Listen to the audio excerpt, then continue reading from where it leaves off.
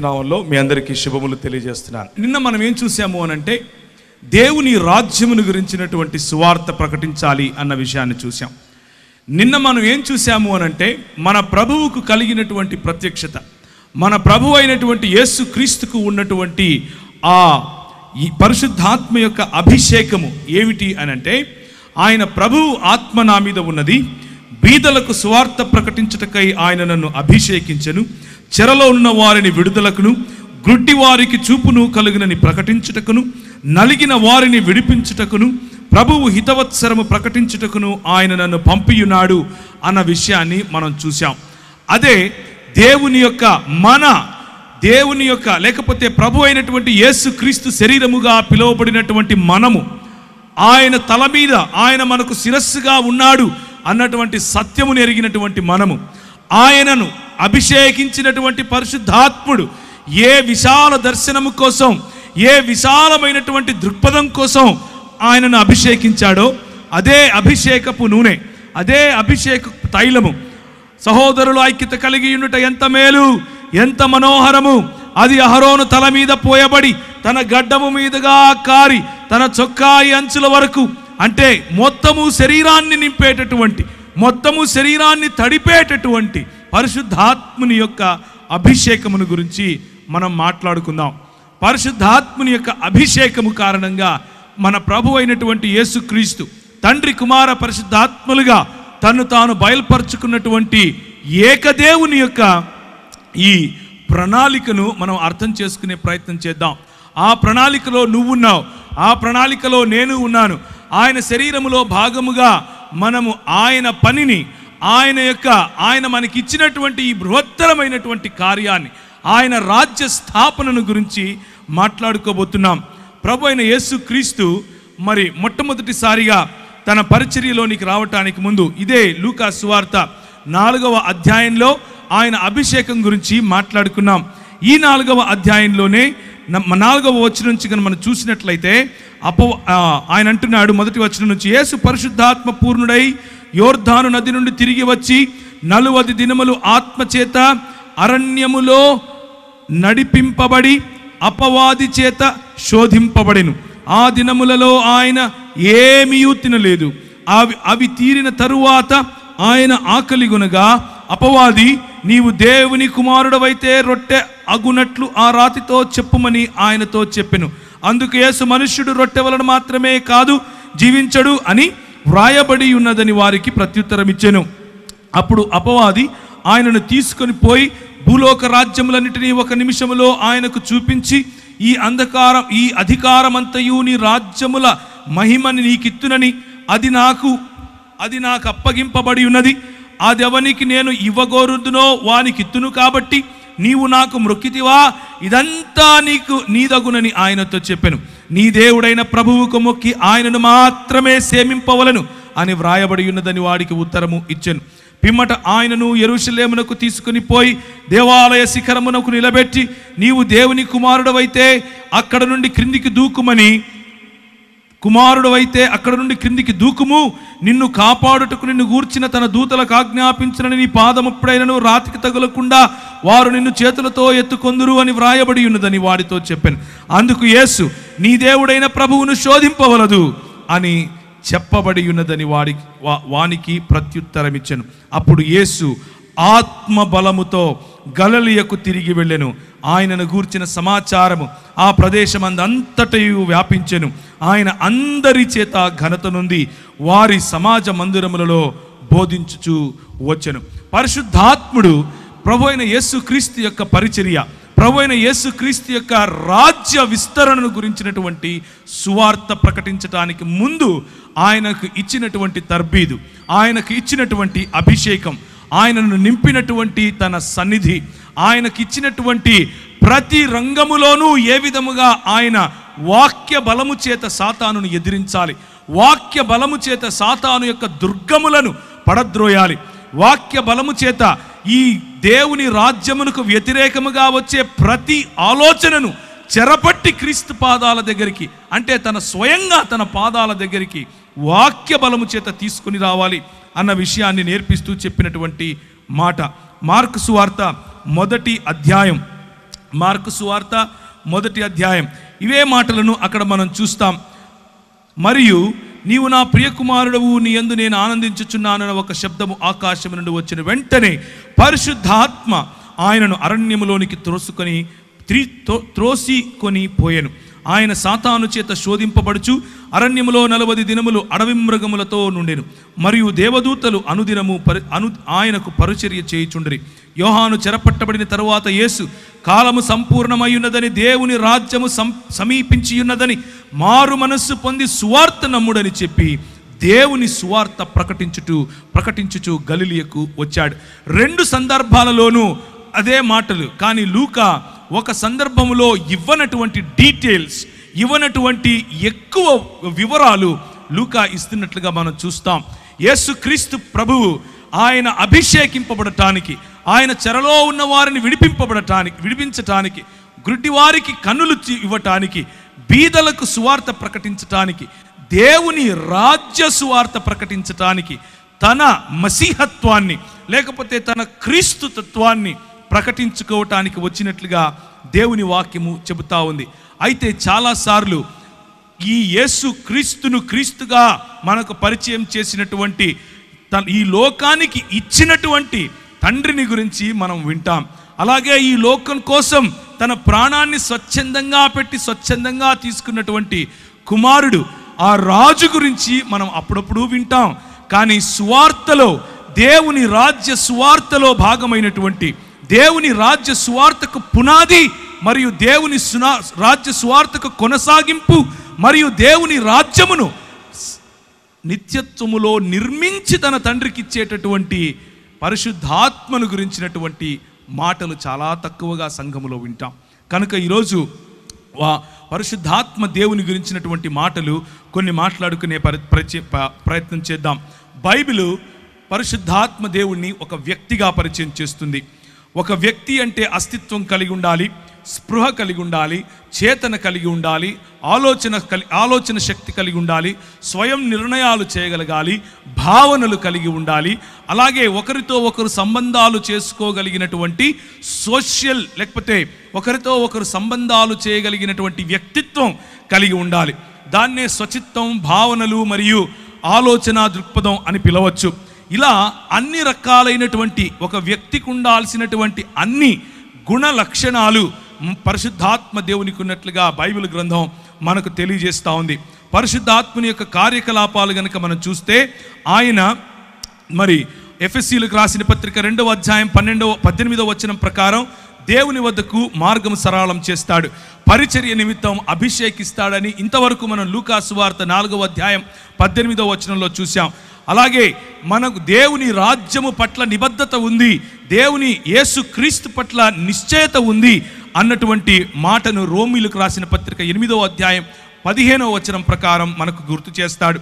అలాగే 2వ పేతురు 1వ అధ్యాయం 20 నుంచి 21 ప్రకారం ఆయనే స్వయంగా మనకు వాక్యమును రచించి ఇచ్చాడని, ఆయన ప్రోత్సాహము లేకపోతే ఆయన ప్రేరేపణ ద్వారా మాత్రమే మనకు ఈ లేఖనము ఇవ్వబడిందని దేవుని వాక్యము చెబుతా ఉంది. అలాగే ఇలా చూసుకుంటూ పోతే విశ్వాసులకు జన్మనిస్తాడని, ఆయన పరిచర్యకు పిలుపునిస్తాడని, ఆయనే శుద్ధీకరిస్తాడని, ఆయనను మృతులలో నుండి లేపేవాడని, ఇలా చెప్పుకుంటూ పోతే పరిశుద్ధాత్మునికి దేవత్వము ఉన్న ప్రతి విషయములు, తండ్రికి ఉన్నటువంటి ప్రతి గుణలక్షణం, కుమారుడికి ఉన్నటువంటి ప్రతి గుణలక్షణం మరి పరిశుద్ధాత్మ దేవునిలోనూ మనం చూస్తాం. ఆయనను కేవలం ఒక శక్తిగా, ఆయనను కేవలం ఒక వీచే గాలిగా, ఆయనను కేవలం ఒక అగ్నిగా, ఆయనను కేవలం ఏదో ఒక వస్తువుగా చూడటం కాదు, ఆయన ఒక వ్యక్తిగా మనకు దేవుని వాక్యం పరిచయం చేస్తోంది. ఆయన ఒక వ్యక్తి, ఆయన మనతో మాట్లాడగలడు, ఆయన మనల్ని అభిషేకించగలడు, ఆయన మనల్ని పరిచర్యకు మరి ప్రిపేర్ చేయగలడు, ఆయన మనకు కావలసినటువంటి ప్రతి వనరులు, కావలసినటువంటి ప్రతి వరములు ఇవ్వగలిగినటువంటి అద్వితీయ దేవుడు అన్న విషయాన్ని మనం చూడబోతున్నాం. ఆయన మార్గదర్శనం చేస్తాడా? అవును చేస్తాడు. ఆయన విమోచిస్తాడా? అవును విమోచిస్తాడు. ఆయన మన ఆత్మీయ జీవితాన్ని నిర్మిస్తాడా? అవును నిర్మిస్తాడు. ఆయన పాపమును ఒప్పుకోలు చేయించి నీతి పట్ల మనకు మారు మనసు అనుభవం ఇస్తాడా? అవును ఆయనే ఇస్తాడు. ఇలా చూసుకుంటూ పోతే ఎన్నో గుణ లక్షణాలు, మన రక్షణ కొనసాగింపు, చివరికి మనం మహిమలో చేరేంత వరకు కూడా పరిశుద్ధాత్ముని యొక్క పని మన హృదయంలో జరగకపోతే, పరిశుద్ధాత్ముని యొక్క పని మన సంఘములో జరగకపోతే, పరిశుద్ధాత్ముని యొక్క పని మన కుటుంబాలలో జరగకపోతే, మనము దేవుని కృప నుండి సంపూర్ణముగా దూరమైన వారిలో తప్పకుండా ఉంటాము అన్న విషయాన్ని మీకు గుర్తు చేస్తున్నాను. అయితే నా జీవితంలో జరిగినటువంటి ఒక సంఘటనను మీకు చెప్తాను. ఒకానొక సమయంలో, లేకపోతే నేను మా నాన్నగారు క్రైస్తవులు కాదు, కానీ మా అమ్మ క్రైస్తవురాలు. మా అమ్మ ఎక్కువగా క్యాథలిక్ సంఘాలకు వెళ్ళేది. నేను క్యాథలిక్ సంఘాల్లోనే మా పేరు పెట్టారు, క్యాథలిక్ సంఘాల్లోనే మేము ఎదిగాను. ఆ తర్వాత గుళ్ళు కొట్టించుకుంటూ తిరిగే టైప్, అంటే వేలాంకనికి వెళ్ళటం, ఇలాంటి పరిస్థితి. నేను చిన్నతనంలోనే తల్లిని విడిచి హాస్టల్కి వెళ్ళిపోవటం, అక్కడ ఉండటం. ఆ తర్వాత 10వ తరగతి మా ఊరు కడప, మా ఊరికి తిరిగి రావటం. ఆ ఊరిలో భయంకరమైనటువంటి అల్లరి, భయంకరమైనటువంటి గొడవలు, భయంకరమైనటువంటి ఫ్యాక్షనిజంలో పడిపోవటం. అలా పడిపోయిన తర్వాత ప్రభువు నన్ను రక్షించటం, నీవు లోకమునకు వెలుగై ఉన్నావు అన్నటువంటి మాట చేత నా జీవితాన్ని మార్చటం. ఒకానొక సమయంలో మరి కోల్పోయినటువంటి సంబంధాల కారణంగా నేను దుఃఖిస్తూ ఉన్న సమయంలో ఒక వ్యక్తి నన్ను సంఘానికి తీసుకుని వెళ్ళటం, లేకపోతే ఒక యూత్ మీటింగ్కి తీసుకుని వెళ్ళటం. అక్కడ నేను ప్రభువును తెలుసుకోవటం, నీవు లోకానికి వెలుగై ఉన్నావు అన్న విషయాన్ని ఆయన గుర్తు చేసి ఆయన నా జీవితంలో రక్షణ సువార్తను, నా జీవితంలో దేవుని రాజ్య సువార్తను ఆయన నాటినప్పుడు నా జీవితం మారిపోయింది. నేను ఈ దేశానికి ఒక కళంకంగా ఉండాల్సింది పోయి, నేను నాకున్నటువంటి దూకుడు స్వభావం కారణంగా నా దేశానికి, నా కుటుంబానికి, స్వయంగా నా జీవితానికి భయంకరమైనటువంటి ఒక మచ్చగా మిగలాల్సింది పోయి, కనీసం ఇప్పుడు దేశానికి ఏమీ పెద్ద ఉద్ధరించకపోయినప్పటికీ కనీసం నన్ను చూసి నా కుటుంబం కానీ నా దేశం కానీ సిగ్గుపడే అవస్థలో లేకుండా ఉన్నాను. దానికి కారణం ప్రభు అయినటువంటి యేసు క్రీస్తు. అలా నా జీవితాన్ని కొనసాగించే సమయంలో నేను వాడేటటువంటి డ్రగ్స్, నేను తాగేటటువంటి అన్ని లోకంలో ఉన్న ప్రతి గొడవ, లోకంలో ఉన్నటువంటి ప్రతి అలవాటు ఆయన తీసివేశాడు. ఒకానొక సమయంలో నేను ప్రార్థన చేసుకుంటున్నాను. ఒకానొక సమయంలో ఒక రోజంతా గడిపి, ప్రభు దగ్గర సమయం గడిపి, ఉపవాసంలో ఆయన నుంచి శక్తి పొందుకోవాలి, ఆయన నుంచి పరిచర్యను గురించినటువంటి ఒక దర్శనం పొందాలి, అసలు ప్రభువు నా పట్ల కలిగిన ప్రణాళిక ఏంటి అని ఒకరోజు నేను హైదరాబాద్లో ఉన్నటువంటి నారాయణగూడ బ్యాప్టిస్ట్ చర్చ్కి వెళ్ళాను. ఆ బ్యాప్టిస్ట్ చర్చ్లో ప్రేయర్ టవర్లో కూర్చుని ప్రార్థన చేస్తున్నాను. ప్రార్థన చేస్తున్న సమయంలో విపరీతమైనటువంటి ఒక కాంతి, విపరీతమైనటువంటి ఆ కాంతిని నన్ను ఆవరించటం, నేను తెలియని భాషలలో మాట్లాడటం, యేసుక్రీస్తు ప్రభువు యొక్క ఆవరణ, యేసుక్రీస్తు ప్రభువు యొక్క సన్నిధి, పరిశుద్ధాత్ముని యొక్క కృమరింపు నా జీవితంలో నేను గమనించాను. పరిశుద్ధాత్ముడు నన్ను తాకినప్పుడు, పరిశుద్ధాత్ముడు నా పైన బలంగా వీచినప్పుడు నేను తట్టుకోలేకపోయాను. నా హృదయం పులకించిపోయింది, నా శరీరం పులకించిపోయింది. నేను కళ్ళు మూసుకొని ఉన్నాను. నేను ఒక గొప్ప దర్శనం చూస్తున్నాను. ఇదిగో తెల్లని బట్టలు వేసుకున్నటువంటి చాలామంది నెత్తిన టోపీ పెట్టుకొని పరిగెట్టుకుంటూ వస్తున్నారు.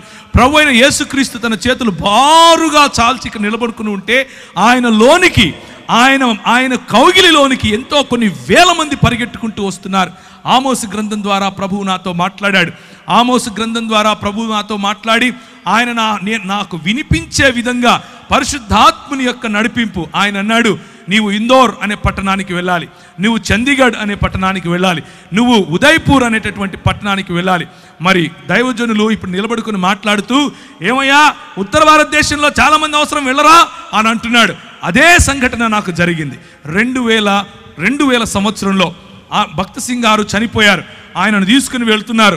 కొన్ని వేల మంది ఆయనకు వెనకగా వెళుతున్నారు. ప్రార్థిద్దాం అనంటే కొన్ని వేల మంది తలలు ఉంచుకొని ప్రార్థిస్తున్నారు. ఆ దృశ్యం నేను పైనుంచి చూశాను. దేవా, ఒక వ్యక్తి ఉత్తర భారతదేశం నుంచి నా ప్రజలను ప్రేమించి తెలుగు వారి మధ్యకు వచ్చి మరి పరిచర్య చేస్తే నేనెందుకు వెళ్ళకూడదు అన్నటువంటి ఆ ఛాలెంజ్ నేను తీసుకున్నాను. నేను వెళ్ళాను, మధ్యప్రదేశ్ అనే ప్రాంతంలోకి వెళ్ళాను. పరిశుద్ధాత్ముడు నన్ను నడిపిస్తున్నాడు. ఒకానొక రోజు రాత్రి రెండు చొక్కాలు 2 ప్యాంట్లు పెట్టుకుని బయలుదేరాను. నాకు భాష రాదు, ఒక్కరు తెలియదు, ఆ ప్రాంతం తెలియదు, ఎక్కడుండాలో తెలియదు, ఏం చేయాలో తెలియదు. దేవుడు చెప్పాడు నేను వెళ్ళాలి. పరిశుద్ధాత్ముని యొక్క ప్రిపరేషన్, పరిశుద్ధాత్ముడు నీలో నిన్ను నింపినప్పుడు కేవలము నూనె బుడ్డీలు అమ్ముకునే పాస్టర్గా మారవు నువ్వు. గుర్తుంచుకోండి ఈ విషయం. పరిశుద్ధాత్ముడు నిన్ను తాకినప్పుడు నువ్వు ఛాలెంజెస్ తీసుకుంటావు. ఇంతవరకు సహోదరుడు ఆజాద్ చెప్పినట్లుగా తన దేవుని ఎరిగిన వారు బలము కలిగి గొప్ప కార్యాలు చేస్తారు, గొప్ప కార్యాలు చేస్తారు. నీ సంఘం పక్కన ఇంకొకడు సంఘం పెట్టే కార్యాలు కావు, గొప్ప కార్యాలు చేస్తారు. ప్రభువు లేని చోట ప్రభువును ప్రకటించడానికి ముందుకొస్తారు. అది చీకటి, భయంకరమైనటువంటి చలి. ఉత్తర భారతదేశంలో మనం ఇక్కడ ఏదైతే ఊపుకుంటున్నామో ఈ సమయంలో అక్కడ చల్లగా ఉంటుంది. అంటే ఇప్పుడు వేడిగానే ఉంటుందిలేండి. నేను వెళ్ళింది డిసెంబర్, జనవరి, ఫిబ్రవరిలో భయంకరమైన చలి. ఆగస్టు నెలల్లో కూడా భయంకరమైనటువంటి వాతావరణం, వర్షం పడిన తర్వాత చలిగా ఉంటుంది. నేను వెళ్ళాను, నాకు తెలియదు అంత చలి ఉంటుందని. మామూలు చొక్కాలు వేసుకుని మామూలుగా వెళ్ళిపోయాను. నేను అక్కడికి వెళ్తే గడగడ వణికిపోతున్నాను. కిందికి దిగాను. రైల్వే స్టేషన్లో ప్లాట్ఫామ్ మీద 3 రాత్రులు గడిపాను. 3 రాత్రులు ప్రార్థన, ఉదయాన్నే లేయటం, వాక్య పరిచర్యకి వెళ్తాం, ప్రార్థన, ఉదయాన్నే లేయటం. ప్రభు నాకు చెప్తున్నాడు, ఫలానా టెంపో ఎక్కు, ఫలానా చోట దిగు, ఫలానా ఇంటికి వెళ్ళు, ఫలానా వాడితో మాట్లాడు. ఆయన చెప్పినట్లుగా మరి ముందుకెళ్ళటానికి దేవుని పరిశుద్ధాత్మ యొక్క శక్తి, పరిశుద్ధాత్ముడు మనల్ని నింపినప్పుడు, పరిశుద్ధాత్ముడు మనలో ఛాలెంజ్, సవాలు విసిరినప్పుడు మనం తీసుకోగలగాలి. 2 చొక్కాలు 2 ప్యాంట్లతో వెళ్ళానని చెప్పాను. చేపులో నా దగ్గర 500 700 డబ్బులు ఉన్నాయి. ఆ రోజుల్లో 500 అంటే మహా అయితే కూడా ఒక 10 రోజులు మనం ఉండొచ్చు. ఈ రోజుల్లో 500 అంటే అర రోజే ఉంటాం, అది మీకు తెలిసిన విషయమే. అయితే నేను వెళ్ళాను. ఒకరోజు రాత్రి నా దగ్గర డబ్బులు కూడా అయిపోతున్నాయి. ప్రభువు రాత్రి నాకు ఒక దర్శనం చూపించాడు. ఒక ఇల్లు, దానిపైన జూలాగర్ అని రాసుంది. జూలాగర్ అంటే ఇంట్లో పిల్లలు పెట్టుకోవటానికి ఉండేటటువంటి ప్రదేశం. ఆ ఇల్లు నాకు కనిపించింది. లోపల ఒక రూమ్ చూపించాడు. ఒక చైరు, ఒక బల్ల, దాని మీద ఒక గ్లాసు, దాంట్లో అంటే చెంబు, దాంట్లో నీరు, ఒక కాట్ అంటే ఒక మంచం. ఆ మంచం మీద మంచి పరుపు, గల్లగా ఉండేటటువంటి ఒక బెడ్షీటు. ఇది నాకు కనిపించింది. రాత్రి ఆ దర్శనం చూశాను. ఉదయం పరిశుద్ధాత్ముడు నడిపిస్తున్నట్లుగా నడుస్తున్నాను. పరిశుద్ధాత్ముడు నాకు చెప్పినట్లుగా ఏ డైరెక్షన్లో, ఏ దిశగా నేను వెళ్ళాలో ఆ దిశగా వెళుతున్నాను. 2.5-3 కిలోమీటర్లు నడుస్తూ దేవుని పరిచర్య, వాక్యం. నాకు వచ్చి రాని హిందీ ఏం చేస్తాం, ఏదొస్తే అది మూగ సైకిల్ అనుకోండి, మాట్లాడుతూ ప్రజలకు చెప్పుకుంటూ వెళ్ళాను. ఒక చోట ప్రభువు దిగమన్నాడు. దిగి చూస్తే ఎదురుగా అదే ఇల్లు కనిపిస్తోంది. దేవునికి స్తోత్రం కలుగును గాక. ఆ ఇంటికి వెళ్ళి తలుపు తట్టు అన్నాడు. నేను ఆ ఇంటికి వెళ్ళి తలుపు తట్టాను. అది జైన్లు ఉండేటటువంటి ఇండ్లు. అంటే ఆ ఇంట్లో వాళ్ళు జైన మతాన్ని వాళ్ళు అనుసరిస్తారు. ఆమె వచ్చి ఏం కావాలి అని అడిగింది, హిందీలో, తెలుగులో కాదు. నాకు ఏం లేదండి, రూమ్ కావాలి అని అడిగాను. అవునా అని పైనుంచి కిందికి చూసి, పైన ఒక రూమ్ ఉంది, చూసుకోపో అంది. పైకి వెళ్ళాను. పైకి వెళ్ళంగానే అదే మంచం, అదే గళ్ళగా ఉండే బెడ్షీటు, అదే చైరు, అదే టేబుల్, అదే చెంబు, నీళ్లు నింపబడినాయి. కిందికి వచ్చాను. అమ్మ నాకు సరిపోతుంది, నేను తీసుకుంటాను అన్నాను. డబ్బులు ఇవ్వండి. నా దగ్గర డబ్బులు లేవు అన్నాను. ఏం చేస్తారు మీరైతే? రే ఓరా బయటికి అంటారు. ఆమె అన్నది, ఎప్పుడు ఇస్తావు అంది. ఒక 10-15 రోజుల్లో ఇచ్చేస్తానమ్మా అన్నాను. మీరు ఒప్పుకుంటారా? ఏ ఊరు నిధి అంది. హైదరాబాద్ నుంచి వచ్చానమ్మా అన్నాను. డబ్బులు ఉన్నాయా జేబులో తినడానికి అంది. లేవమ్మా అన్నాను. ఎదురుగా ఒక మెస్ ఉంది, దాంట్లోకి వెళ్ళి భోజనం చేయి, నా పేరు చెప్పు అంది. కడుపు నిండా భోజనం, ఉండటానికి స్థలం. ప్రభువు ఇచ్చిన మాటను, ప్రభువు ఇచ్చిన అభిషేకాన్ని మనము నమ్మి ఒక కాలు వేస్తే ఆయన మనల్ని ఎప్పటికీ కించపరచడు. 11 సంవత్సరాలు అదే ఊరిలో ఉన్నాను. 11 సంవత్సరాలు భీలు, బిలాల, కోయ, గోండు ఇలాంటి వాళ్ళు, బారేలా, తెలియని భాషలు, నాకు తెలియని భాషలు, నేను ఎప్పుడూ వినని భాషలు, నాకు హిందీయే రాదనుకుంటే అక్కడ ఎన్నో ట్రైబల్ భాషలు, అన్ని భాషల్లో దేవుని వాక్యం పరిచర్య చేశాను. భాషల వరము ప్రభు ఇస్తాడు. దేవునికి స్తోత్రం కలుగునుగాక. భాషల వరం ఇస్తాడు. చేతులు వేసి ప్రార్థించినప్పుడు స్వస్థతలు చేస్తాడు. ఇవన్నీ ఎప్పుడు చేస్తాడంటే, ఇక్కడ మగపిల్లలు పుట్టడం కోసం ప్రార్థన చేస్తాను అని మా ఊరిలో ఒక ఆయన బోర్డు పెట్టాడు, హైదరాబాదులో. అట్లా బోర్డు పెట్టుకొని యేసు ప్రభువును అమ్ముకునే పరిచర్య కాదు, యేసు ప్రభువును నమ్ముకునే పరిచర్య. దేవునికి స్తోత్రం కలుగును గాక. యేసు క్రీస్తు రాజ్యమును ప్రకటించే పరిచర్య. నేను వెళ్ళాను. నాకు అప్పుడు కరెక్ట్గా ఇప్పుడు నాకు 21 సంవత్సరం. ఊరు తెలియదు, ఏం తెలియదు. అదే ఊరిలో 11 సంవత్సరాలు. నేను 2011లో తిరిగి హైదరాబాద్కు తిరిగి వచ్చాను. నేను వెళ్ళేటప్పుడు ఎడ్వర్డ్ అన్న నాకు తెలుసు, నేను వచ్చిన తర్వాత ఎడ్వర్డ్ అన్న నాకు తెలుసు. కానీ అక్కడ ఉన్న 11 సంవత్సరాలలో ప్రభువు నన్ను వాడుకున్నటువంటి పద్ధతి, అక్కడ ఉన్న 11 సంవత్సరాల్లో నా చదువును ఆశీర్వదించాడు. నేను MBA ఇన్ ఇంటర్నేషనల్ బిజినెస్ అన్న కోర్స్ చదివాను. చదివిన తర్వాత ఎన్నో దేశాలు నన్ను ప్రభువు తిప్పాడు. తిరిగిన అన్ని దేశాల్లో ప్రభు పరిచర్యలో వాడుకున్నాడు. అంత మాత్రమే కాదు, ఈ చెప్పిన తెగలు ట్రైబల్ మధ్య ప్రభువు వాడుకున్నాడు. అన్నిటికంటే ముఖ్యంగా నాకు చూపించిన దర్శనం, ముస్లిముల మధ్య నీతో వాడుకుంటాను అని చెప్పాడు. ముస్లిముల మధ్య వాడుకున్నాడు. నేను వెళ్ళినప్పుడు 6 మంది, ఒక్క వ్యక్తి ప్రభువుని నమ్ముకోవటానికి 5 ఏండ్లు పట్టింది. ఆ తర్వాత 6 మంది 6 సంవత్సరాలు నాతో వాగ్వివాదం చేస్తూ వచ్చారు. నువ్వేంది, నువ్వు కథ ఏంది, నేను చూసుకుంటామన్నారు. RSS వాళ్ళు, VHP వాళ్ళు నాకు ఈమెయిల్ రాసేవాళ్ళు. నువ్వు ఏ మార్గం గుండా వెళ్తున్నావో మాకు తెలుసు, నువ్వు ఎట్లొస్తావో మాకు తెలుసు, నువ్వు ఎప్పుడు ఇంటికి చేరకుండా ఎప్పుడు సస్తావో కూడా నీకు తెలియకుండా చేస్తాం అని అనేవారు. ఇలాంటి పరిస్థితులు. అక్కడ నువ్వు వెళ్ళి సాక్షి జీవితం అనంటే ఏంటి అనంటే, అక్కడ నువ్వు వెళ్ళి క్రైస్తవుడిని అని చెప్పుకుంటే చాలు తన్నుతారు. క్రైస్తవుడిని అని చెప్పుకుంటే చాలు చెప్పుతో కొడతారు. అలాంటి పరిస్థితులు. కానీ స్టెఫెనును ఆశీర్వదించినట్లుగా, స్టెఫెనుకు వాక్ చాతుర్యం ఇచ్చినట్లుగా, స్టెఫెనులో వాక్ ప్రభావం ఇచ్చినట్లుగా, స్టెఫెనును ఏ విధముగా జ్ఞానముతోనూ కృపతోనూ ప్రభువు నింపాడో అలా యవ్వనస్తులను నింపగలడు. మనం ఒక్క విధేయత అన్నటువంటి అడుగు తీస్తే చాలు. నా జీవితం ఆ రోజు పరిశుద్ధాత్ముని యొక్క తాకిడితో మారిపోయింది. పరిశుద్ధాత్ముడు నా జీవితంలో తెలియని అగ్నిని రగిలింపజేశాడు. పరిశుద్ధాత్ముడు నా జీవితంలో ఇచ్చిన ఛాలెంజెస్, నేను వెళుతూ ఉంటే నాకు అన్ని బెడ్స్ ఆఫ్ రోజెస్ అందరూ వచ్చి కాళ్ళ మీద పడిపోయి పైసలు ఇచ్చేసి ఏమో చేశారు అనుకున్నారా? కాదు.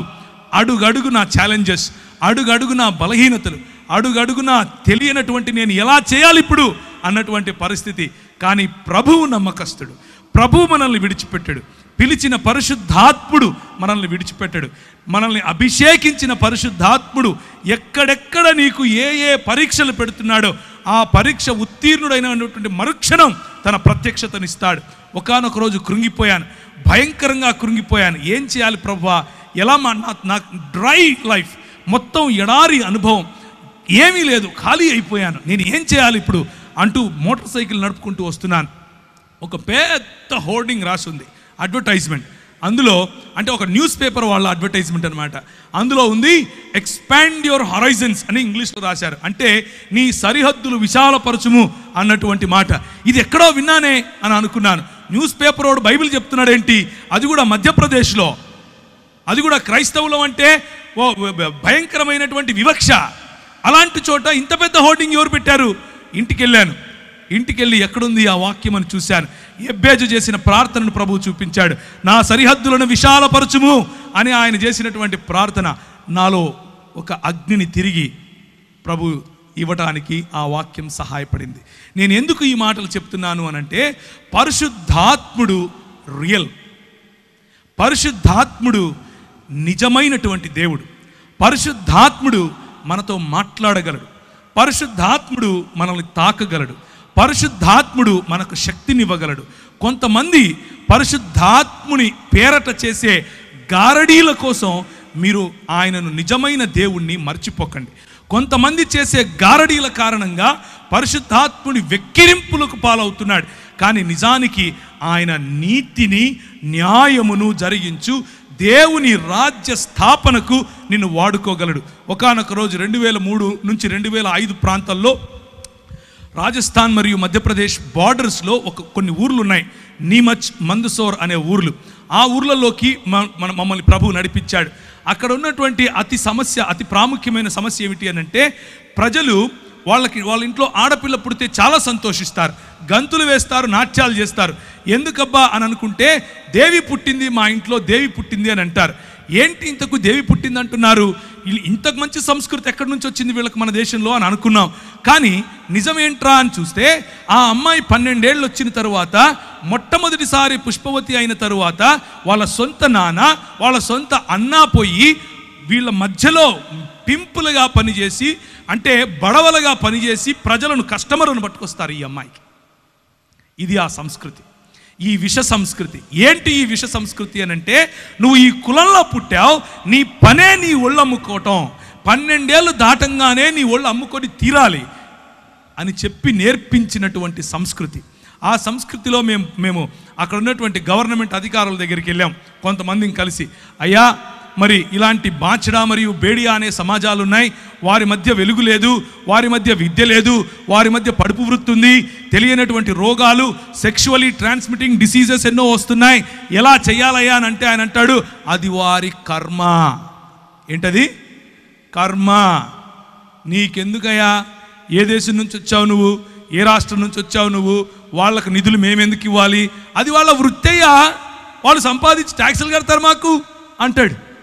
ప్రభువా, ఏం చేయాలి? పరిశుద్ధాత్ముని శక్తి, పరిశుద్ధాత్ముని బలం ప్రభుత్వాలతో కూడా మాట్లాడటానికి మనకు శక్తినిస్తుంది. ఆ 2003లో చూసినటువంటి ఆ సన్నివేశం మా మనసుల్లో నిండిపోయింది. మేమందరం కలిసి ఒక ప్రణాళిక తీసుకొని వచ్చాం. ఈరోజు 2019కి వేలకు పైగా ఆ బాంచడా సమాజానికి చెందిన వారు, చదువుకున్న వారు ఉన్నారు. వేలకు పైగా పడుపు వృత్తిని వదిలేసిన వారు.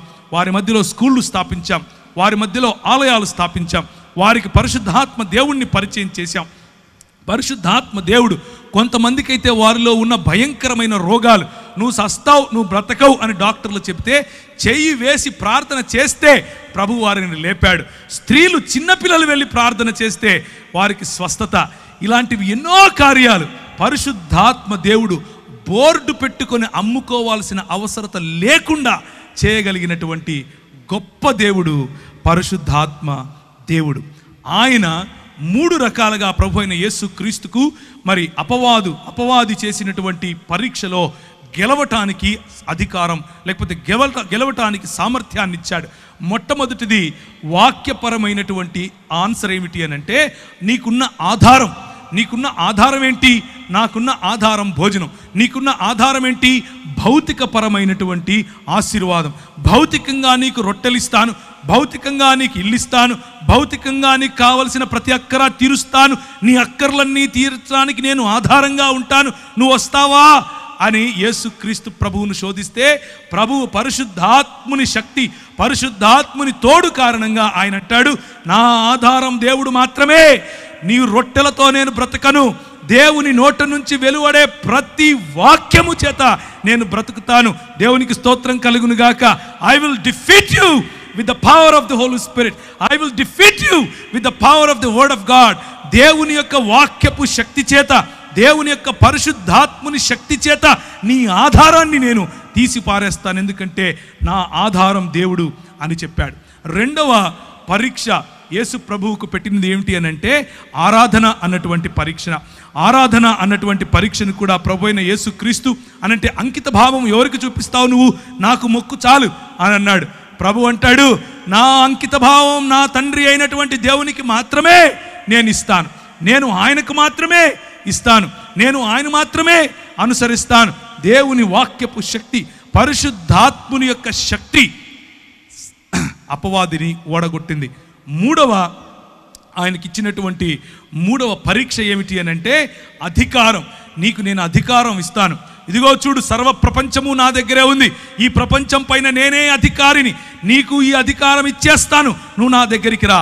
నిన్న మనం చూసాం, మనం పోగొట్టుకున్న అధికారాన్ని తిరిగి సంపాదించటానికి మనము పాపం అనేటటువంటి ఊబిలో పడిపోయి ఉన్నాం కనుక మన యేసు క్రీస్తు యొక్క, లేకపోతే దేవుని యొక్క స్వరూపమును, దేవుని యొక్క పోలికను కుంటుబడిందిగా మారిపోయింది కనుక, స్వభావ సిద్ధముగా మనం పాపులమైపోయాం కనుక, స్వభావ సిద్ధంగా మన అంకిత భావం సాతాను వైపుకు, సాతాను రాజ్యం వైపుకు ఉంది కనుక మనం ఆధారము వాడే అనుకుంటాం, మన ఆరాధన వాడికే ఇస్తాం, అలాగే మన అంకిత భావము వాడికే, అలాగే మన అధికారము కూడా వాడికే ఇచ్చేసాం. ప్రభు అంటాడు, అవసరం లేదు నువ్వు ఇచ్చే అధికారం నాకు, నువ్వు నీ దేవుడైనటువంటి యెహోవాను శోధింపటానికి నీకు ఎంత ధైర్యం అని అంటాడు. అధికారం నాది, నేను అధికారం తిరిగి తీసుకోవటానికే వచ్చాను, నేను నా రాజ్యమును స్థాపించటానికే వచ్చాను. నువ్వు అనుకుంటున్నావు ఈ రాజ్యములన్నీ నీవని, నువ్వు అనుకుంటున్నావు ఈ రాజ్యముల పైన నాకు అధికారం ఉందని, కానీ ఈ రాజ్యముల పైన నీకు ఎవరైతే అధికారం ఇచ్చారో నా పిల్లలు, నా అనుయాయులు, వారిని నేను సాక్షులుగా నిలబెట్టబోతున్నాను, వారికి నేను సంచకరువుగా పరిశుద్ధాత్మనిచ్చి వెళ్ళబోతున్నాను. నాకు తోడుగా ఉండి నిన్ను ఓడించటానికి అవసరమైనటువంటి పరిశుద్ధాత్ముడు నేను వారికి ఇచ్చిపోతాను.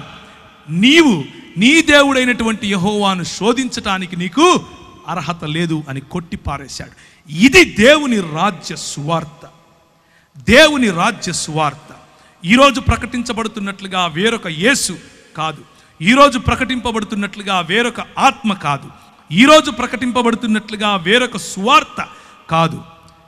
మనము నమ్మేటటువంటి యేసు రాజైన యేసు, మనము నమ్మేటటువంటి యేసు రాజులకు రాజైన యేసు, మనము నమ్మేటటువంటి యేసు ప్రభువులకు ప్రభు అయిన యేసు, మనము నమ్మేటటువంటి యేసు దేవుళ్లకు దేవుడైనటువంటి దేవుడు. ఆయన రాజ్యమును స్థాపించటానికి వచ్చాడు, ఆయన స్థాపిస్తాడు. మనము నమ్మేటటువంటి, మనము అంగీకరించినటువంటి ఆత్మ, ఆయన వస్తే కింద పడిపోయి పూనకాలు వచ్చేది, ఆయన వస్తే గట్టి గట్టిగా ఇకిలిగా నవ్వేది, ఆయన వచ్చాడని చెప్పి గట్టి గట్టిగా కేరింతలు కొట్టి అవతలోని కొట్టేది, లేకపోతే ఒక ఆయన అంటాడు వామిటింగ్ ఆత్మ అంట, ఆయనకు పరిశుద్ధాత్ముడు వస్తే వామిటింగ్ వస్తుందంట. ఒక ఆయన అంటాడు పరిశుద్ధాత్మ వస్తే నేను అవతలోని తిడతానంటాడు, ఒక ఆయన పరిశుద్ధాత్మ వస్తే నేను సాతాను తిడతానంటాడు. ఎట్లా పడితే అట్లా. పరిశుద్ధాత్ముని శక్తి రాజ్య నిర్మాణానికి ఉపయోగపడుతుంది. పరిశుద్ధాత్ముని శక్తి నోరు తెరిచి మాట్లాడితే అవతలి వాడికి తర్కాన్ని నిర్వీర్యం చేస్తుంది. పరిశుద్ధాత్ముని శక్తి చేయుంచి ప్రార్థించకపోయినా చేతులు ఉంచితే చాలు స్వస్థత తీసుకొస్తుంది. పరిశుద్ధాత్ముని శక్తి యేసుక్రీస్తు యొక్క వర్చస్సును, యేసుక్రీస్తు యొక్క రాచరికాన్ని చాటుతుంది. పరిశుద్ధాత్ముని శక్తి ఈ లోకములో ఉన్నటువంటి, ఈ లోకనాథుడైనటువంటి అపవాది యొక్క క్రియలను లయపరుస్తుంది. పరిశుద్ధాత్ముని శక్తి మనకు స్వస్థతతో పాటు బుద్ధిని తీసుకొస్తుంది. పరిశుద్ధాత్ముని శక్తి గవర్నెన్స్ తీసుకొస్తుంది. పరిశుద్ధాత్ముని శక్తి అడ్మినిస్ట్రేషన్ నేర్పిస్తుంది. పరిశుద్ధాత్ముని శక్తి కేవలం చెక్క భజన నేర్పించదు. మనం ప్రకటిస్తున్నట్లుగా అప్పుడప్పుడు సంఘాల్లో టీవీలకెక్కి ప్రకటిస్తూ ఉంటారు. ఈ రోజుల్లో పరిశుద్ధాత్ముని శక్తిని అవహేళన పరచటం. మేము ప్రకటించినటువంటి వేరొక సువార్త ఏంటి? నువ్వు ఆయన దగ్గరికి వస్తే చచ్చిపోతే పరలోకం పోతావు, నువ్వు ఆయన దగ్గరికి వస్తే నేను చేయించుతాను, నీకు కొడుకు పుడతాడు, నువ్వు ఆయన దగ్గరికి వస్తే నీకు పెండ్లైపోతుంది, నువ్వు ఆయన దగ్గరికి వస్తే ఇంకేవేవో నోటికొచ్చిని. కానీ యేసుక్రీస్తే స్వయంగా ప్రకటించినటువంటి సువార్త మనం ఇంతవరకు చూసాం. మార్కు సువార్తలో ఆయన దేవుని రాజ్యం అన్నటువంటి సువార్తను ప్రకటించాడు. మతం కట్టడం కాదు. నన్ను సాక్షిగా ఉండటానికి ఉత్తర భారతదేశంకు వెళ్ళమన్నాడు. ఇంతకు సాక్షిగా ఉండాలంటే ఏం చేయాలి ప్రభువా అని ప్రార్థించాను. ప్రభువా, సాక్షిగా ఉండటం అంటే ఏంటి? సాక్షిగా ఉండటం అంటే మైకులు ఎత్తుకొని మాట్లాడడం మాత్రమేనా? సాక్షిగా ఉండడం అంటే ప్రభువు నన్ను ఆశీర్వదించి కొడుకు పుట్టించాడని చెప్పటమేనా? సాక్షిగా ఉండటం అంటే ఇదిగో నేను చచ్చిపోతూ ఉండే నన్ను లేపాడని చెప్పటమేనా? సాక్షిగా ఉండటం అంటే ఏంటి ప్రభువా, నాకు అర్థం వచ్చేలా చెప్పు అని అన్నాడు. నాకు మత్తయి సువార్త 28వ అధ్యాయం ఆఖరి వచనాలు చదువుతారా? మత్తయి సువార్త 28వ అధ్యాయం. కనుక మీరు సర్వలోకమునకు వెళ్ళి 16 నుంచి సమస్త జనులను 18 నుంచి చదువుదామా? అయితే యేసు వారి యొద్దకు వచ్చి, పరలోకమందును భూమి మీదను నాకు సర్వాధికారము ఇవ్వబడి ఉన్నది కాబట్టి మీరు వెళ్ళి సమస్త జనులను శిష్యులనుగా చేయుడి, తండ్రి యొక్కయు కుమారుని యొక్కయు పరిశుద్ధాత్మ యొక్కయు నామములోనికి వారికి బాప్తిసమిచ్చుచు నేను మీకు ఏ ఏ సంగతులను ఆజ్ఞాపించి తినో వాటన్నిటినీ గైకొనవలనని వారికి బోధించుడి. ఇదిగో నేను యుగ సమాప్తి వరకు సదాకాలము మీతో కూడా ఉన్నాను. అధికారము నాది, పరలోకములో అధికారం నాది, భూలోకములో అధికారం నాది, నీ పైన అధికారం నాది, నీ హృదయంలో నేను ఇప్పుడు రాజును. నువ్వు వెళ్ళు. ఎలా వెళ్ళాలి? ప్రతినిధిగా వెళ్ళాలి. నువ్వు మాట్లాడింది నేను మాట్లాడినట్లుంటుంది, నువ్వు చేయి పెడితే నేను చేయి పెట్టినట్లుగా ఉంటుంది, నువ్వు పలికితే నేను పలికినట్లుగా ఉండాలి, నీ ప్రవర్తన నా ప్రవర్తనలాగా ఉండాలి. నీ సాక్ష్యం అంటే నోరు తెరిచి ఒక మాట చెప్పి బయట జీవితంలో ఇంకొక జీవితం కాదు సోదరులారా. సాక్ష్యముగా జీవించటం, సాక్షిగా జీవించటం అనంటే ఆయన పరిచర్యను కేవలము మతపరమైనటువంటి 4 గోడల మధ్య మాత్రమే పెట్టడం కాదు ప్రియులారా. సాక్షి జీవితం అనంటే నీ వ్యాపారం ఆయనది, సాక్షి జీవితం అనంటే నీ రాజకీయం ఆయనది, సాక్షి జీవితం అనంటే నీ అడ్మినిస్ట్రేషన్ ఆయనది, సాక్షి జీవితం అంటే నీ కుటుంబం ఆయనది, సాక్షి జీవితం అనంటే నువ్వు ఏ ఏ రంగములో, ప్రభుత్వ రంగమైనా, వ్యాపార రంగమైనా, ప్రైవేట్ రంగమైనా, మీడియా రంగమైనా, ఏ రంగంలో నువ్వు పనిచేసినా ఆయన నాకు ప్రభువు, ఆయన ప్రతినిధిగా నేను ఇక్కడున్నాను, ఆయన కొరకు నేను సంఘ స్థాపన, ఆయన కొరకు నేను రాజ్య స్థాపన చేయటానికి ఉన్నాను అన్నటువంటి దృక్పథము కలిగి ఉండటం. అందుకని ఆయన అంటాడు, జనములను ఏం చేయాలి? శిష్యులనుగా చేయాలి. జనములను అన్న చోట దేశములను, సంస్కృతులను, జన సమూహాలను అని కూడా తర్జుమా చేయొచ్చు. గ్రీకులో వాడినటువంటి పదము ఎత్నే అన్నటువంటి పదం, ఆ పదాన్ని అలా కూడా తర్జుమా చేయొచ్చు. మన పిలుపు ఒక దానియేలు పిలుపు, మన పిలుపు ఒక నెహెమ్యా పిలుపు, మన పిలుపు ఒక దావీదు పిలుపు, మన పిలుపు ఒక ఎస్తేరుకి ఇవ్వబడినటువంటి పిలుపు. మన పిలుపు కేవలము చెక్కభజన చేసే పిలుపు కాదు. మన పిలుపు కేవలం మతంలో ఉండటం కాదు. మన పిలుపు వాడి చేతి పని యందు నిపుణత గలవాడిని చూచితివా, వాడు అల్పుల ఎదుట కాదు రాజుల ఎదుట నిలబడును అని దేవుని వాక్యం చెబుతా ఉంది. ఆ పిలుపులో మనం ఉన్నాం అన్న విషయాన్ని జ్ఞాపకం చేసుకోండి. అపోస్తలుల కార్యములు మొదటి అధ్యాయం, అపోస్తలుల కార్యము మొదటి అధ్యాయం. ఆయన శ్రమపడిన తరువాత 40 దినముల వరకు వారికి అగపడుచు ఏం చెప్పాడు? మీరు ఒక మతం కట్టండి, మీరు వెళ్ళి చక్క భజన చేయండి, మీతో పాటు నేను కూడా భజన చేస్తాను అన్నాడా? అది మన ఆత్మీయ జీవితంలో భాగం, కానీ అది మాత్రమే ఆత్మీయ జీవితం కాదు. ఆయన ఏమన్నాడు? దేవుని రాజ్య విషయములను గూర్చి బోధించుచు అనేక ప్రమాణములను చూపి వారికి తన్ను తాను సజీవునిగా కనపరుచుకుని దేవుని రాజ్యమును గురించినటువంటి విషయాలు.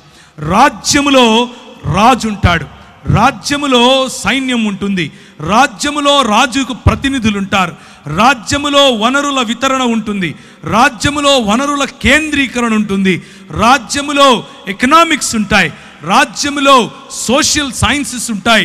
ఏ విధంగా సామాజికంగా మనం ప్రజలను అట్టడుగునున్న వారిని బయటికి తీసుకొని రావాలి అన్న ఆలోచనలు ఉంటాయి. రాజ్యములో విద్య, వైద్య, ఆరోగ్య రంగాలు ఉంటాయి, రాజ్యములో మీడియా ఉంటుంది. ప్రతి ఒక్క విషయము, ఒక జన సమూహానికి చెందిన ప్రతి ఒక్క విషయము రాజ్యములను గురించినటువంటి, దేవుని రాజ్యమును గురించినటువంటి విషయాలు వారికి ప్రభువు చెప్పాడు. ఆ తరువాత ఆయన వారిని కలుసుకొని ఇలాగు ఆజ్ఞాపించెను, మీరు యెరూషలేములో నుండి వెళ్ళక నా వలన వినిన తండ్రి యొక్క వాగ్దానము కొరకు కనిపెట్టుడి. యోహాను నీళ్లతో బాప్తిసమిచ్చను గాని కొద్ది దినములలో మీరు పరిశుద్ధాత్మలో బాప్తిసము పొందెదరు. ఈ రాజ్య స్థాపన పరిశుద్ధాత్మునితో మాత్రమే జరుగుతుంది. ఈ రాజ్య స్థాపన పరిశుద్ధాత్ముని గ్రహించి, పరిశుద్ధాత్ముని పొందుకొని, పరిశుద్ధాత్ముని యొక్క శక్తిలో జీవిస్తేనే జరుగుతుంది. మన సొంత శక్తికి చేత కాదు, మన సొంత ఆలోచనలకు చేత కాదు, మన సొంత జ్ఞానముతో నిర్మించలేం. పరిశుద్ధాత్ముడు దిగి రావాలి, పరిశుద్ధాత్ముడు దిగి వస్తాడు. కాబట్టి వారు కూడి వచ్చినప్పుడు, ప్రభువా ఈ కాలమందు ఇశ్రాయేలుకు రాజ్యమును మరలా అనుగ్రహిస్తావా? ఇంకా మనోళ్ళు ఏం ఆలోచిస్తున్నారు? రాజ్యం అంటే మాకు ఇంకా ఇశ్రాయేల్ రాజ్యం అనుకుంటున్నారు, రాజ్యం అంటే ఇంకా 4 గోడల మధ్య అనుకుంటున్నారు, రాజ్యం అంటే ఇంకా భౌతికం అనుకుంటున్నారు. ప్రభు అంటాడు, ఎందుకయ్యా తొందరపడతారు? మీరు అనుకున్న రాజ్యం వేరు, నేను చెప్పే రాజ్యం వేరు. మరలా అనుగ్రహిస్తావా అని ఆయన అడుగగా, ఆయన కాలములను సమయములను తండ్రి తన స్వాధీనము పరచుకొని ఉన్నాడు, వాటిని తెలుసుకొనుట మీ పని కాదు. ఆయన పరిశుద్ధాత్మ మీ మీదికి వచ్చినప్పుడు మీరు శక్తి నొందెదరు గనుక మీరు యెరూషలేములోను యూదయ సమరయ దేశముల యందంతటా భూ దిగంతముల వరకు నాకు సాక్షులై ఉంటారు. ఎవరు సాక్షులై ఉంటారు? ఎవరు దేవుని శిష్యులుగా ఉంటారు? ఎవరు యేసు ప్రభువు యొక్క ప్రతినిధులుగా ఉంటారు? పరిశుద్ధాత్ముని పొందుకున్నవారు, పరిశుద్ధాత్ముని నీడలో నడవాలనుకున్నవారు, పరిశుద్ధాత్ముని యొక్క వరములను పొందినవారు, పరిశుద్ధాత్ముని యొక్క ఫలమును జీర్ణించుకున్నవారు, పరిశుద్ధాత్ముని యొక్క ప్రేరణలో నడవాలని కసిగా ఉన్నవారు. అలాంటి వారు యేసు ప్రభువు యొక్క ప్రతినిధులుగాను శిష్యులుగాను ఉంటారు. భక్త కోటి భక్తులుగానే ఉండిపోతారు. మనము ఏ జాబితాలో ఉండాలో మనము నిర్ణయించుకోవచ్చు. సాక్షులై ఉంటారు. ఎలా సాక్షులై ఉంటారు? 2వ అధ్యాయం. అప్పుడు వేగముగా వీచు బలమైన గాలి వంటి ఒక ధ్వని, 2వ వచనం, ఆకాశము నుండి అకస్మాత్తుగా వారు కూర్చుండి ఉన్న ఇల్లంతయు నిండెను, మరియు అగ్నిజ్వాలల వంటి నాలుకలు విభాగింపబడినట్లుగా వారికి కనబడి వారిలో ఒక్కొక్కరి మీద వ్రాలగా అందరూ పరిశుద్ధాత్మతో నిండిన వారై ఆ ఆత్మ వారికి వాక్శక్తిని అనుగ్రహించిన కొలది అన్య భాషలలో మాట్లాడసాగిరి. కొందరైతే వీరు క్రొత్త మద్యముతో నిండి ఉన్నారని అపహాస్యము చేసిరి. ప్రేమైనటువంటి దేవుని సంఘమా, పరిశుద్ధాత్ముని యొక్క తాకిడి, పరిశుద్ధాత్ముని దిగి వచ్చినప్పుడు, ప్రజలు మన జీవితాల్లో జరిగేటటువంటి కార్యాలు చూసినప్పుడు, మన వాక్ శక్తిని చూసినప్పుడు, మన జీవితాల్లో కలిగినటువంటి పరిశుద్ధత పట్ల కసిని చూసినప్పుడు, మన జీవితాల్లో న్యాయం పట్ల మనకు వచ్చినటువంటి ఆ మక్కువను చూసినప్పుడు, కనికరాన్ని ప్రేమించాలి అన్నటువంటి విలువలు చూసినప్పుడు, అయ్యో అట్టడుగున ఉన్నాడే వీడు కుష్ఠరోగి, వీడిని కాల్చేద్దాం, లేకపోతే ఇసుక తెన్నుల్లో తీసుకెళ్ళి పూడ్చేద్దాం, వీడిని తాకొద్దు, వీడి వల్ల కష్టం అని అనుకున్నప్పుడు పరిశుద్ధాత్ముని యొక్క నింపుదల, పరిశుద్ధాత్ముని యొక్క ప్రేరణ.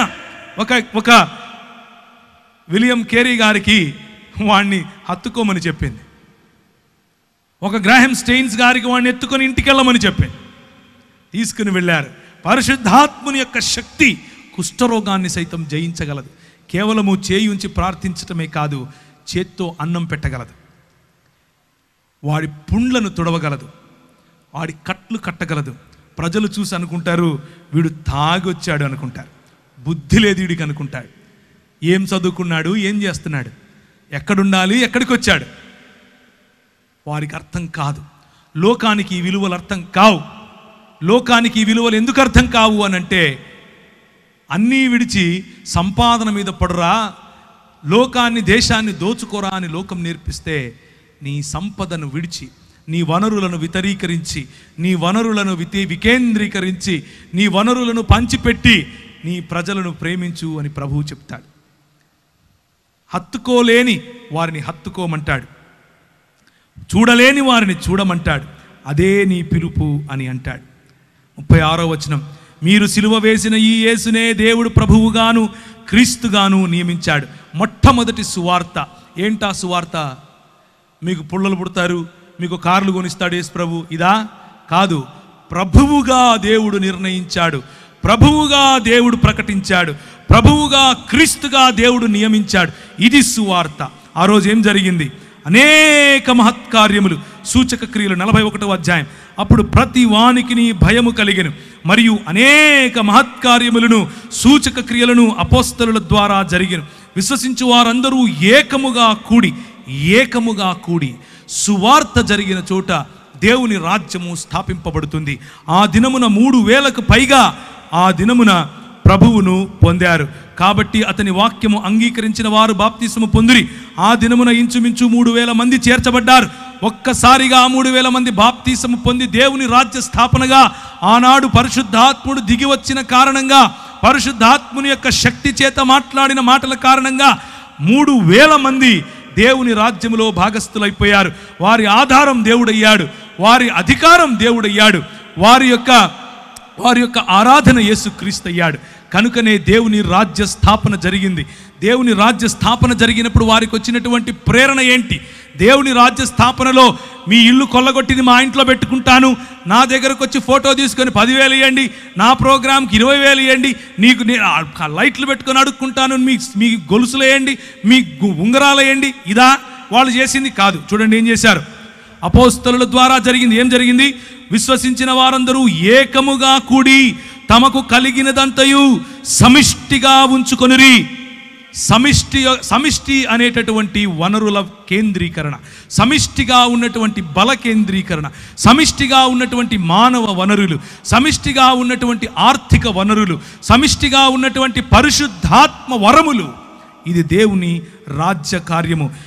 ఇదియుగాక వారు తమ చర స్థిరాస్తులను అమ్మి అందరికీ వారి వారి అక్కరుల చొప్పున పంచిపెట్టిరి. దేవుని రాజ్యములో ఉండేటువంటి విలువలు ఏంటంటే, మనవి అమ్మి పంచి పెడతాం. అవతలి వాడికి అవసరతను బట్టి, అవతలి వాడి అక్కరును బట్టి నాకున్నంతలో అవతలి వాడికి ఇస్తాం. నాకు ఈ అని అడుక్కునే బతుకు కాదు దేవుని రాజ్య విస్తరణ అంటే. దేవుని రాజ్య విస్తరణ అంటే పోగేసుకోవటం కాదు, పోగేసిన దాన్ని పంచిపెట్టడం. దేవుని రాజ్య విస్తరణ అంటే ప్రజలకు ఆశీర్వాదకరంగా ఉండటం. పరిశుద్ధాత్మని తాకిడి అనంటే ప్రజలను నీ తాకిడి చేత పరిశుద్ధాత్మకు పరిచయం చేయటం. ఆనందముతో నిష్కల్మషమైన హృదయముతో ఆహారము పుచ్చుకొనుచు మరియు ప్రభువు రక్షణ పొందుచున్న వారిని అనుదినము వారితో చేర్చుచుండెను. పరిశుద్ధాత్ముని పని ఏంటి అని అంటే అనుదినము ప్రజలు మనల్ని చూసినప్పుడు ఇదిగో దేవుని రాజ్యం అని గుర్తిస్తారు. మతం కడితే దూరం పోతారు. దేవుని రాజ్యం కడితే ఇది దేవుని రాజ్యం అని గుర్తిస్తారు. అప్పుడు విశ్వసించిన వారు అపోస్తలుల బోధ యందును, సహవాసమందును, రొట్టె విరుచుట యందును, ప్రార్థన యందును ఎడతెగక ఉండటం మర్చిపోలేదు. దేవుని రాజ్యములో మంచి బోధ ఉంటుంది. దేవుని రాజ్యములో యేసు ప్రభువును గురించిన బోధ ఉంటుంది. దేవుని రాజ్యములో సాటి మనిషి ప్రేమించాలన్న బోధ ఉంటుంది. దేవుని రాజ్యములో సాటి మనిషికి అక్కర్లను తీర్చాలన్న బోధ ఉంటుంది. దేవుని రాజ్యంలో సాటి మనిషికి యేసు క్రీస్తు ప్రాణం ఎలా పెట్టాడు, నేను నీ కోసం ప్రాణం ఎలా పెట్టగలను అన్న బోధ ఉంటుంది. ఆ బోధ అనుసారమైనటువంటి సహవాసం ఉంటుంది. ఆ సహవాసానుసారమైనటువంటి రొట్టె విరవటం ఉంటుంది. అందరికీ భోజనం, అందరికీ సామ్యవాదం, అందరికీ బట్ట, అందరికీ ఇల్లు, అందరికీ సౌఖ్యం, అందరికీ ప్రభువు యొక్క పిలుపు. అందరూ మరి ఆయన సంఘములో ప్రభువు ఇచ్చినటువంటి వనరులను తీసుకొని సంతోషముగా ఆయన కొరకు జీవించాలన్నటువంటి ఆశ కలిగి ఉండే రాజ్యము దేవుని రాజ్యము. అందుకనే పరిశుద్ధాత్ముడు మనల్ని నానా విధములైనటువంటి, 1 కొరింథీయులకు రాసిన పత్రిక 12వ అధ్యాయం, నానా విధములైనటువంటి కార్యములను కలవు గాని అందరిలోనూ అన్నిటినీ జరిగించు దేవుడు ఒక్కడే.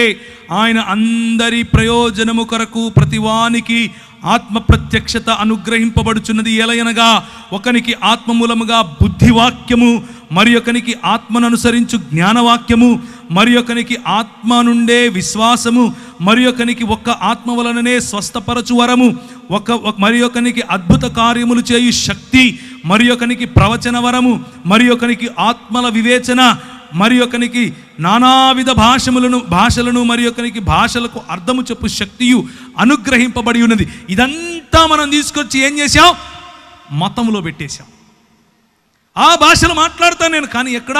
కేవలము సంఘములోనే. గవర్నమెంట్ ఉద్యోగం చేస్తూ భాషలు మాట్లాడవా?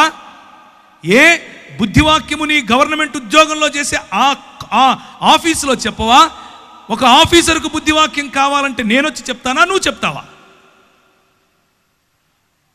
ఇలాగే 12వ అధ్యాయంలో చూడండి 28వ వచనము, మరియు దేవుడు సంఘములో మొదట కొందరిని అపోస్తలుగాను, పిమ్మట కొందరిని ప్రవక్తలుగాను, పిమ్మట కొందరిని బోధకులుగాను, అటు పిమ్మట కొందరిని అద్భుతములు చేయువారిగాను, తరువాత కొందరిని స్వస్థపరచువారుగాను, కృపావరములు గలవారుగాను, కొందరిని ఉపకారములు చేయువారుగాను, కొందరిని ప్రభుత్వములు చేయువారుగాను, కొందరిని నానా భాషలు.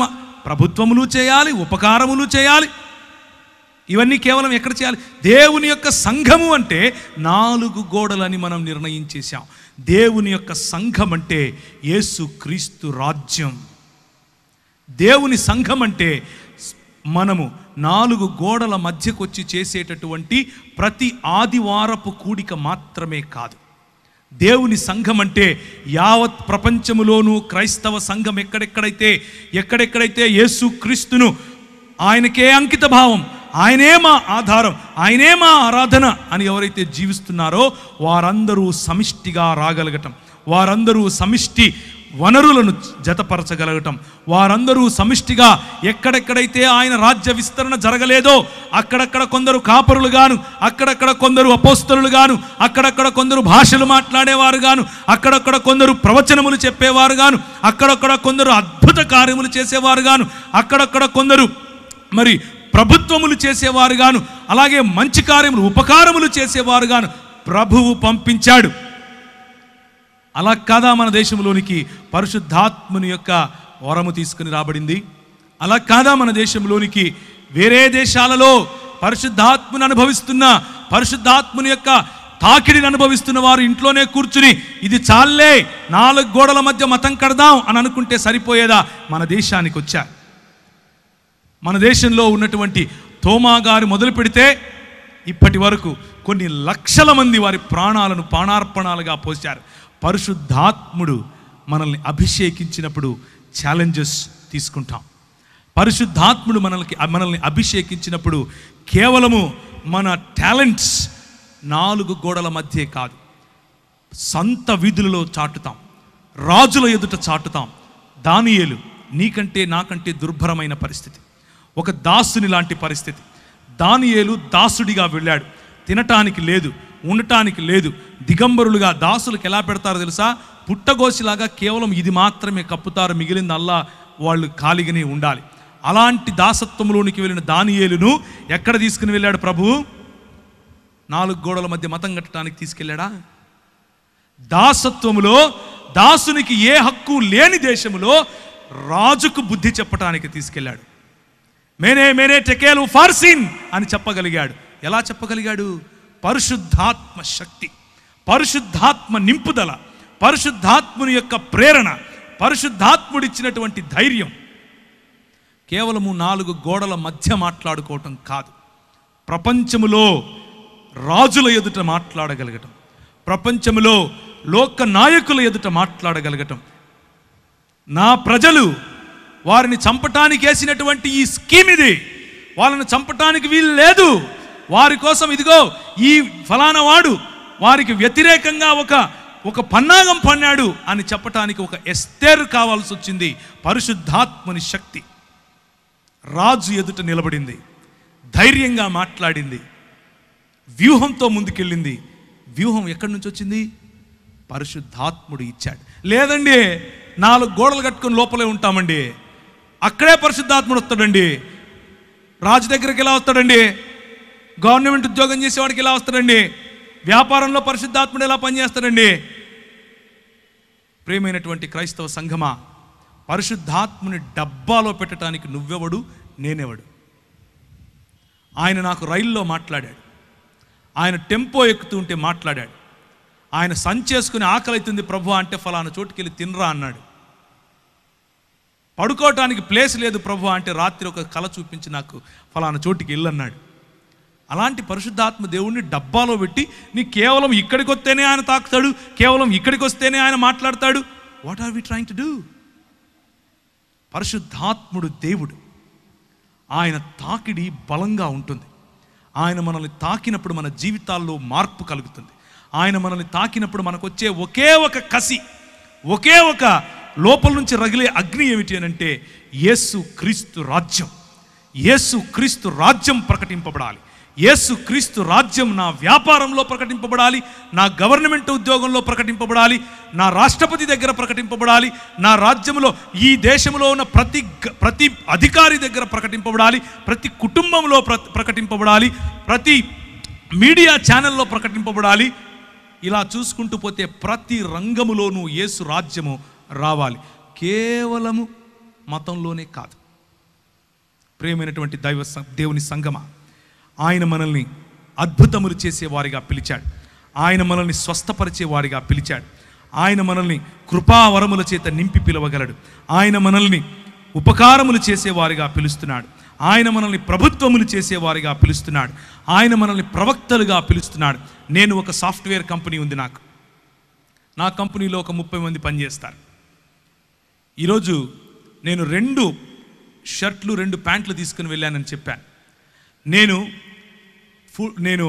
100% నా సాఫ్ట్వేర్ కంపెనీకి ఉదయాన్నే నేను బ్యాగ్ వేసుకుని వెళ్తూ ఉంటే నా భార్య అంటుంది, చర్చికి వెళ్తున్నావా, వెళ్ళరా అంటది. ఆరాధనకి వెళ్తున్నావా, మంచిగా వెళ్ళరా, మంచిగా ఆరాధన చెయ్యని చెప్తుంది.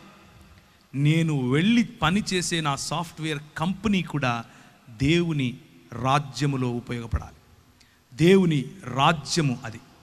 దానికి ప్రభువు దేవుడై ఉండాలి, దానికి ప్రభువు క్రీస్తై ఉండాలి. మేము నడిపించే సాఫ్ట్వేర్ కంపెనీలో దేవుని రాజ్య విలువలు కనిపించాలి. మాకందరికీ యేసు ప్రభువే బాస్ అయి ఉండాలి. నా క్యాబిన్లో ఒక పెద్దది రాసి పెట్టాను, మా అధికారి ఒక యూదుడైనటువంటి కార్పెంటరు అని. ఒక ఇంగ్లీష్లో ఉంటుంది, my boss is a Jewish carpenter అని.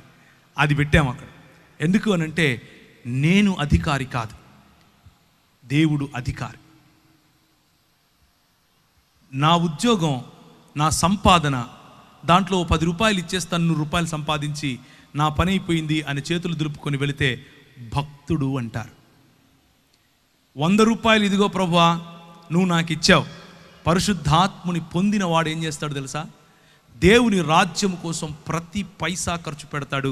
తన కుటుంబముతో సహా ప్రతి చోట దేవుని రాజ్యాన్ని చూస్తాడు.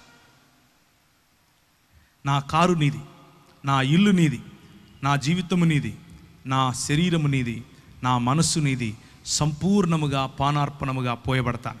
ఇది పరిశుద్ధాత్ముడిచ్చే ఛాలెంజ్. ఇది పరిశుద్ధాత్ముని పిలుపు. పరిశుద్ధాత్ముడు పిలిస్తే ఇలా పిలుస్తాడు. కేవలం గెంతులేసి చప్పట్లు కొట్టేసి ఇంటికి వెళ్ళిపోయి మతంలో బతుకుతాను అని అనుకుంటే all the best to you brother, చాలా సంతోషం, భక్తుడిగా ఉండిపో, నిన్నెవరు కదిలించక్కర్లేదు. కానీ పరిశుద్ధాత్ముడు కదిలిస్తే ఏం చేస్తాడో తెలుసా? ఒక స్టెఫెనును లేపుతాడు. పరిశుద్ధాత్ముడు కదిలిస్తే ఏం చేస్తాడో తెలుసా? ఒక పౌలును లేపుతాడు. పరిశుద్ధాత్ముడు కదిలిస్తే ఒక శీలను లేపుతాడు. పరిశుద్ధాత్ముడు కదిలిస్తే ఒక తిమోతిని లేపుతాడు. పరిశుద్ధాత్ముడు కదిలిస్తే ఒక తీతును లేపుతాడు. ప్రతి ఒక్కరూ వారి జీవితాన్ని పానార్పణాలుగా పోశారు. నేను మాత్రం మతంలోనే ఉంటానని అనుకుంటే all the best, all the best brother. కనుక సంఘ స్థాపన, అడ్మినిస్ట్రేషన్, నెహెమ్యా దేవుని రాజ్య నిర్మాణములో ఎవరితో మాట్లాడాడు? కేవలము సినగోగుల్లోకి వెళ్ళి కూర్చుని పరిశుద్ధాత్మని అభిషేకం వచ్చేసిందని చెప్పేసి ప్రార్థన చేసుకుని ఇంటికి వచ్చేసాడా? నో. పరిశుద్ధాత్ముని తాకిడి, పరిశుద్ధాత్ముని యొక్క శక్తి, పరిశుద్ధాత్ముని ఆయన పొందిన తరువాత, పరిశుద్ధాత్ముడు ఆయనలో పనిచేసిన తర్వాత ఆత్మవశుడై రాజుతో మాట్లాడాడు. తాకీదులు తీసుకుని బయలుదేరాడు. అరబ్బులు ఆయన దగ్గరికి వచ్చినప్పుడు సన్బల్లుటు ఆయనను చూసి అరబ్బులతో కూడి సన్బల్లుటుతో సహా ఆయనను మాక్ చేసినప్పుడు, ఆయనను నిందించినప్పుడు ఒక చేత ఖడ్గం పట్టాడు, ఇంకొక చేత తాపి పట్టాడు. దేవునికి స్తోత్రం కలుగునుగాక. నువ్వు చేసే పని దేవుని రాజ్యము నిర్మించాలి. నీ ఆలోచన దేవుని రాజ్యాన్ని నిర్మించాలి. నీ దృక్పథాలు దేవుని రాజ్య నిర్మాణం చేయాలి. ఒక నెహెమ్యా మనకు కావాలి, ఒక దానియేలు మనకు కావాలి, ఒక ఎస్తేరు మనకు కావాలి, ఒక స్టెఫెను మనకు కావాలి, మనకు ఒక ఎజ్రా కూడా కావాలి. ఎజ్రా కేవలము వాక్య పరిచర్య చేశాడు, పనిగా చేశాడు, పరిచర్యగా చేశాడు, కసితో చేశాడు. అలాంటి వారు మనకు కావాలి. ఆ దైవజనులు మనల్ని ఆశీర్వదించాలి, ఆ దైవజనులు మనకు ముందు నడిపించాలి. కానీ అంత మాత్రం సరిపోతుందా? వారు కావాలి, దానియేళ్ళు కావాలి, నెహెమ్యాలు కావాలి, రాజరికము చేసేటటువంటి దావీదులు కావాలి, రాజులకు కైసరు ఎదుట నేను మాట్లాడాలి, ఇదే నా జీవిత లక్ష్యం అని చెప్పుకున్నటువంటి పౌలు కావాలి, స్టెఫెనులు కావాలి. దేవుని రాజ్య విస్తరణ ప్రతి రంగంలో జరగాలి. అది పరిశుద్ధాత్ముని యొక్క తాకిడి, పరిశుద్ధాత్ముని యొక్క కృమ్మరింపు, పరిశుద్ధాత్ముని యొక్క ప్రభావంతో మాత్రమే మనం చేయగలుగుతాం.